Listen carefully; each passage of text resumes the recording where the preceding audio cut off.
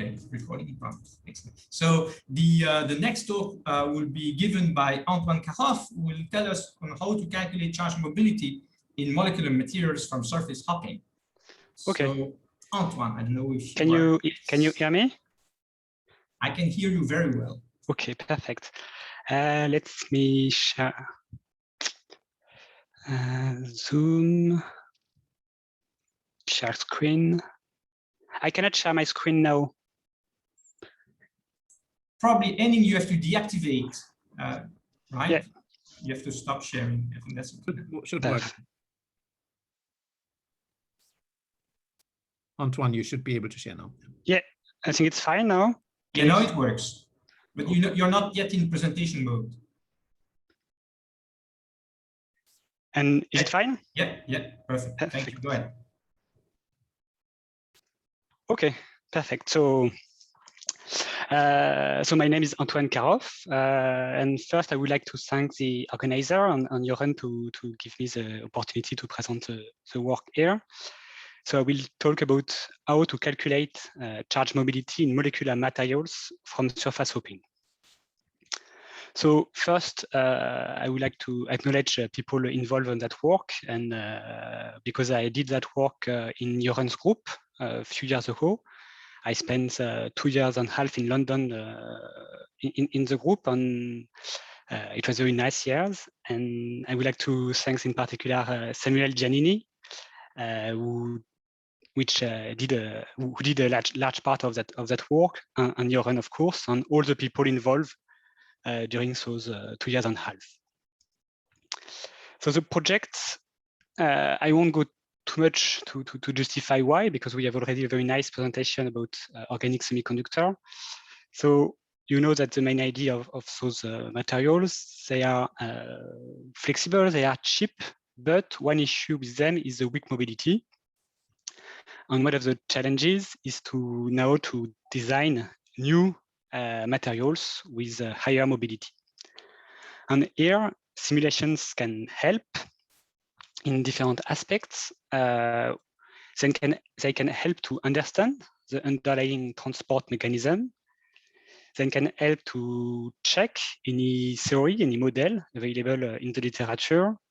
And of course, we can hope to use them, maybe in the future, but we can hope to use them to predict new materials, or at least to help to design new and efficient organic semiconductors.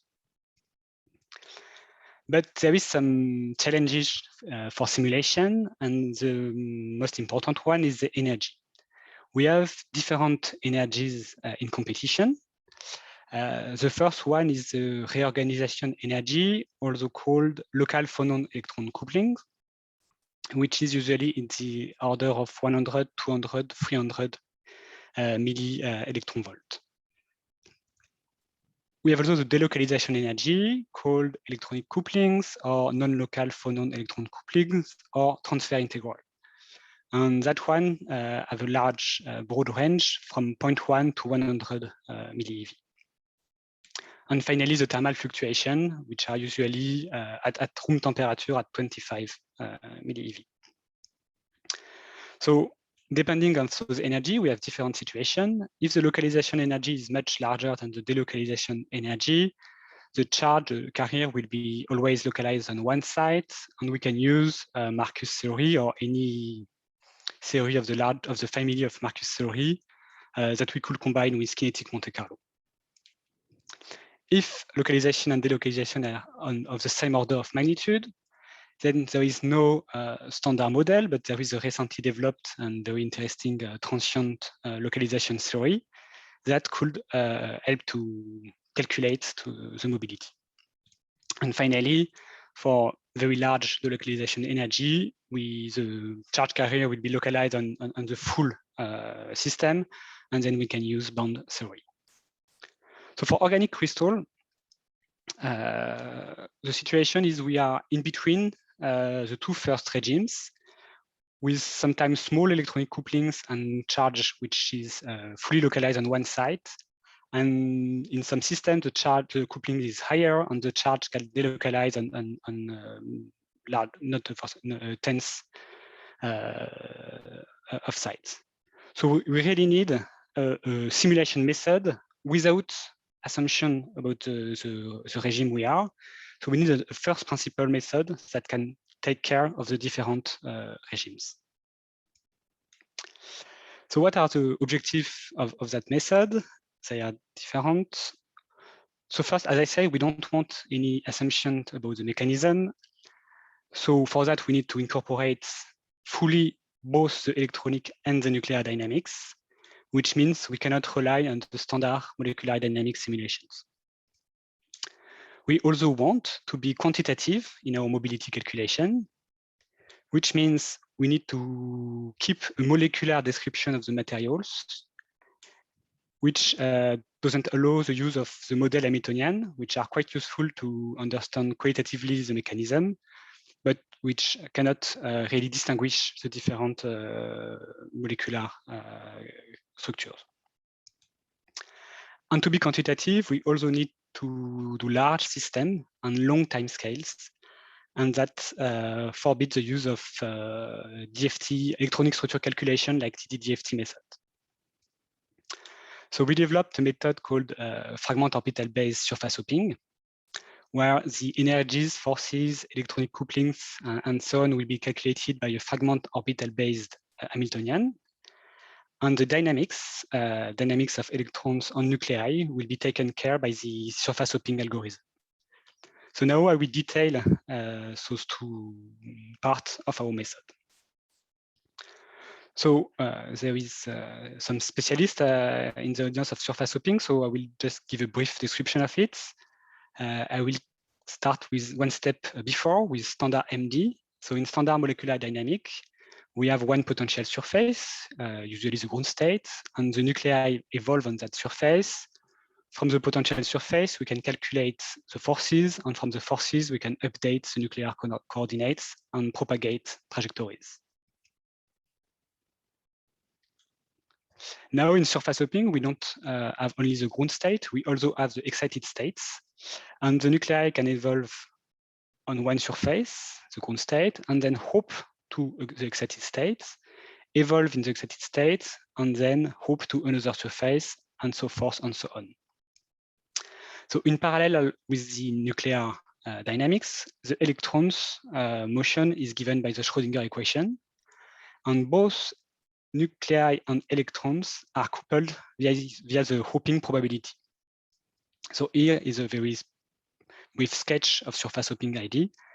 So that's a method, a simulation method that can incorporate both nuclear and electronic dynamics, which is what we need to study the charge transport in those materials.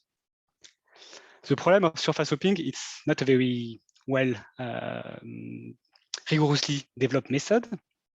So there is some drawbacks, and there is many corrections added to it to make it work. So I won't go too much into the detail. I will just give some of them on why they are important.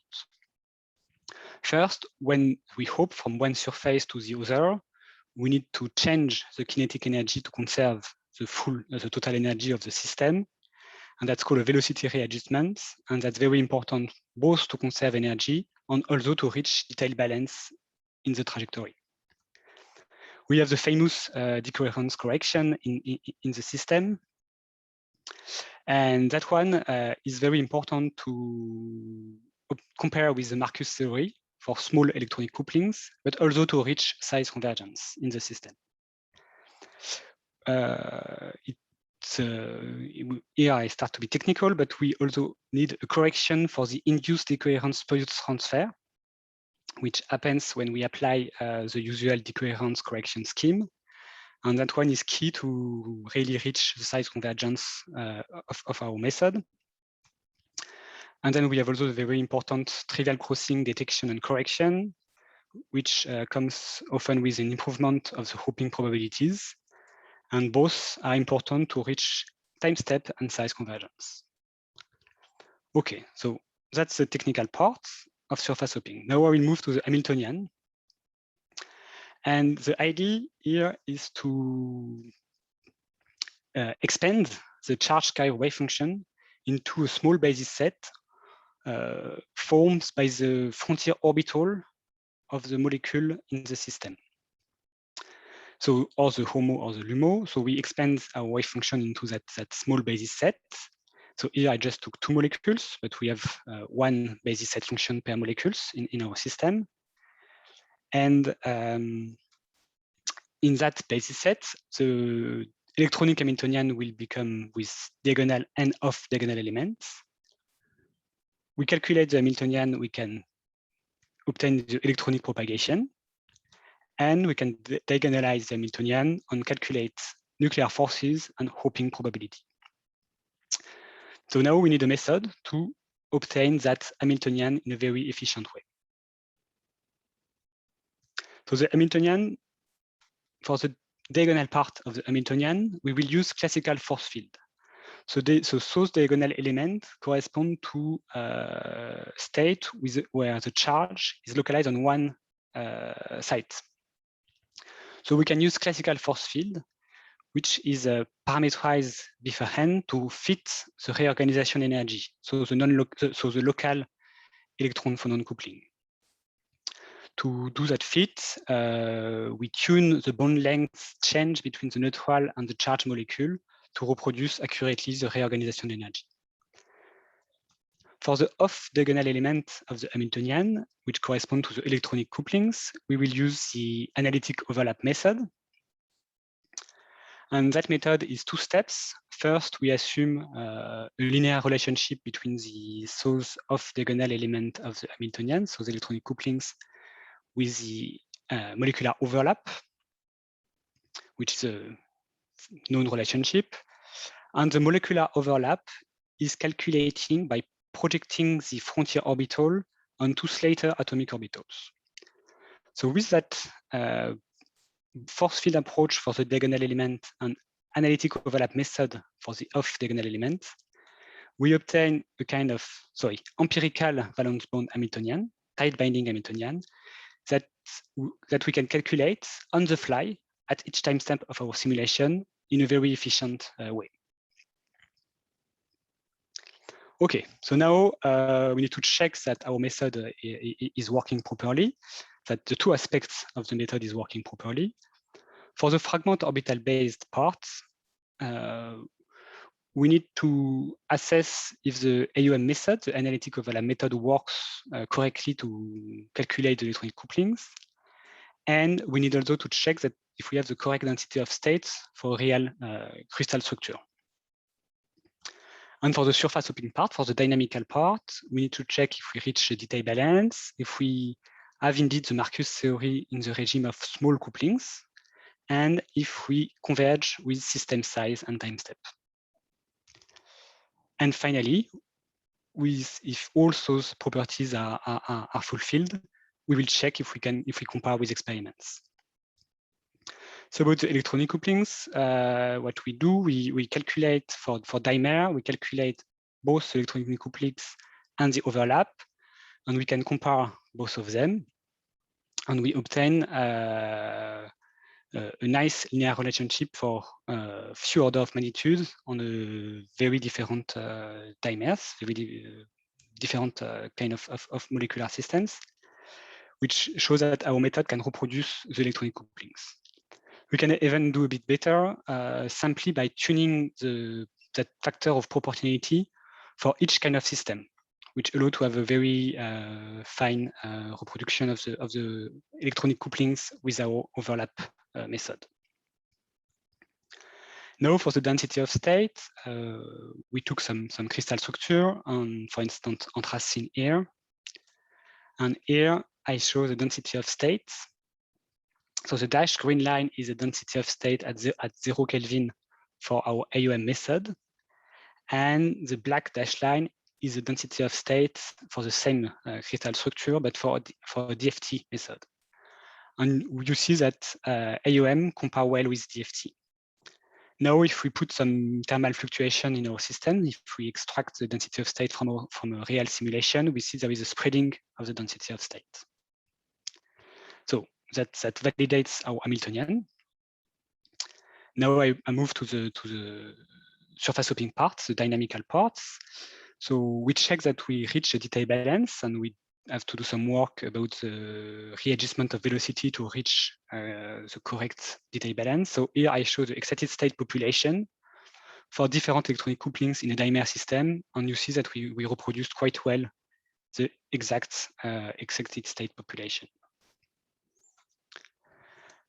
The Marcus theory is a very challenging part for surface hopping that we need to reproduce well.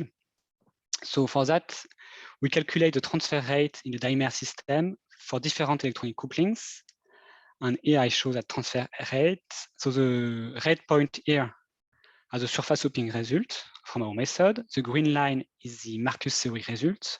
And you can see that our method reproduces well the Marcus theory with the correct scaling with electronic couplings, which is an important result to correctly study the organic crystals. You see that for large electronic couplings, we have a different transfer rates. We don't follow Marcus theory anymore. We enter in a new regime, which is also very important for organic crystal. And that scaling law, that comparison with Marcus, is known to work because of the decoherence included in our method. Okay, and now convergent with system size. So we study chain of molecules. So here is, for instance, a chain of anthracene molecule. And in that chain, we calculate the mean square displacement versus time for different system size. And here I show it for the raw surface hopping method without any correction. And you can see that in few femtoseconds, the mean square displacement reach crazy value, which depends on the system size. So the method is not working properly here. Now, if we add the trivial crossing correction, the decoherence, and the decoherence induced spurious charge transfer correction, we obtain nice linear mean square displacement versus time, which are independent of the system size. So that's a very important result, which that shows that our method can calculate correctly the mean square displacement and the mobility. So, now we want to compare with experiments to assess the method in a more quantitative way. So we take few different crystal structure, and we calculate the mobility in different directions. And here I compare the mobility calculated with experimental one. So the blue point are the surface hopping result from our method. So we see a good agreement. If we compare to the other available method in the literature, at least the old one, so bond theory is a bit off in that approach here. And the hopping model can have nice results for low mobility, but we know there is an inherent limit of hopping model when the electronic couplings become higher than a given factor of the reorganization energy. The hopping model and the Marcus theory fail. So it's very interesting to see that our method can reproduce different regimes for the mobility calculation in those organic crystals. So now I hope that I convinced you about the validity of our method and what can we do with that method. So I said simulation can help to different aspects, and I will focus only on one today, which is understand the transport mechanism. So here is some movie for two different crystals. So first, Rebrain Air. So you can see the Polaron here, which on average spread over, I don't know, dozens of molecules. And sometimes the Polaron can spread on a much higher number of molecules and then relocalize at another place, as it was explained in the presentation before me. So that kind of motion drive the electronic motion, the charge transport mechanism. So for PMSB, which is a system with a higher localization energy and lower delocalization energy, lower electronic couplings, we have the same picture, but now in a much reduced number of sites. So what drives that charge transport? So as it was explained before me, we have that very nice picture of a Polaron localized on over tens or a dozen of sites of molecule at a given time. Then few femtoseconds after, it can delocalize over a much larger number of sites and then relocalize at another place, and that induces a transport. Now, if we want to understand what happens at the microscopic level, what we do is we compare that Polaron size with the electronic energy. And we see that when we are localized on one, where the Polaron is quite localized, it corresponds to small electronic energy, low electronic energy. Then we have an increase of electronic energy, which corresponds to an increase of the size of the Polaron. And then we come back to a smaller Polaron, which localizes at another place. So it's really a thermal fluctuation that helps to populate excited electronic states, and those excited states are more delocalized, and that trigger the charge transport in that picture. So now the question of do we have a mode to explain the thermal fluctuation? I think we didn't extract one specifically from our simulation up to now. So from that picture, can we have a correlation between Polaron size and mobility? Yes. So here I show the Polaron size extracted from our simulation, the average Polaron size extracted from our simulation, comparison with the experimental mobility, and you see that the higher is the Polaron size, the higher is mobility, which is, I think, a quite interesting result, because it may help to avoid expensive simulations such as surface hopping, because we might only need to calculate the mobility only to know how the Polaron size depends on the electronic energy for a given system. So before to conclude, I just added that slide a few minutes ago about the discussion of the presentation just before, about the role of different nuclear motion in the system. So because we have simulations, we can play a bit and do some unphysical behavior. And for instance, here, what I show on the middle is the mobility calculated from our simulation versus the strength of the electronic couplings. In fact, the ratio between electronic couplings and reorganization energy, with and without electronic couplings fluctuation. So we can remove in our simulation the electronic couplings fluctuation. We just freeze them to their average value, and we can see what happens now for the mobility. So there is different interesting thing. We see that for the small couplings, electronic couplings, where the barrier exists, we see that removing the fluctuation decreases the mobility. Indeed, those fluctuation was helping to cross the barrier. So if we remove them, we cross the barrier less often, and we reduce the mobility. And the opposite, for large couplings, if we remove the fluctuation, we increase the mobility, because those fluctuation in that regime were helping to limit the transport. So that's, I think, an interesting result. But another point is that even if we have some change in the mobility, we stay somehow at the same order of magnitude, even without electronic couplings fluctuation, which maybe, I think it's an interesting point in comparison, for instance, with transient localization theory. So something to discuss maybe, that if we remove the off-diagonal fluctuation, so the fluctuation of electronic couplings, the mobility stay at the same order of magnitude. So to conclude that presentation, we develop a new method called fragment orbital-based surface hopping that have a nice feature, which is first principle. So there is no underlying mechanism, which is all atoms. That method can reproduce experiments because it have very nice feature about detail balance, decoherence, and convergence with system size. And we use that method to have some insight into the charge transport mechanisms that I discussed a bit, is that idea of we have a diffusion jumps. And in terms of perspective, so it's work that I'm not involved anymore, but I know there is some extension of the fob-sh method which are under work, how to include nuclear quantum effects, which could be very important to reproduce the dependence of mobility with temperature, how to include excitonic transport, and something which is probably quite challenging for that method is what to do with flexible molecules.